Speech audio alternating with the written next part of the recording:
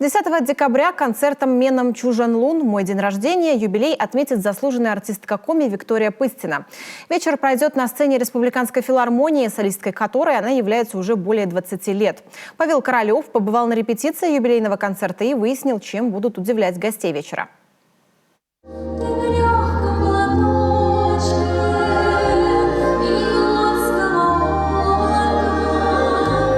Виктория Пыстина в представлении не нуждается. Ее невероятный голос, звонкая и мягкая сопрано, а также душевная манера исполнения уже давно пленили зрителей. А репертуар солистки обширен и многообразен. Народные песни, авторские сочинения коми русских авторов, произведения советской эстрады. Ее творческий багаж, безусловно, огромен. А потому Виктория Пыстина называет предстоящий концерт подведением итогов своего творческого пути.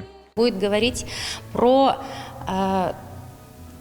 этап жизненный какой-то девочки от подростка, в общем, такой период взросления, что ли, какой-то такой. Старались сделать не просто как концертные номера, а немножко театрализации включить.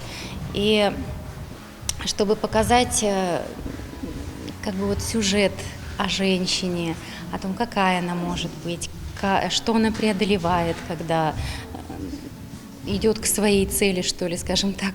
На сцену выйдут коллеги и друзья-солистки, с которыми Викторию Пыстину объединяют долгие годы творческого сотрудничества. Это выдающиеся артисты республики и прославленные коллективы. Среди них ансамбль народной музыки «Зарниёль», хор и оркестр государственного ансамбля песни и танца «Асьякыа» и многие другие. Проделана огромная работа, чтобы совместить такое многоголосие и яркое звучание.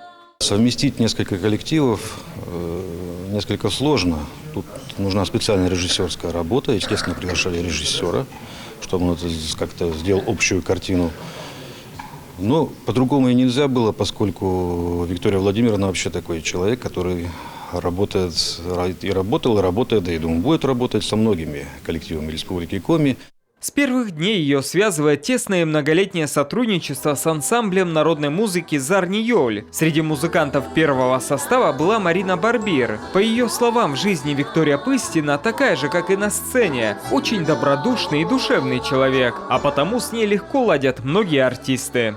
Она очень такая добродушная, всегда придет на помощь, если что-то обратишься к ней. Но как музыкант она профессионал своего дела.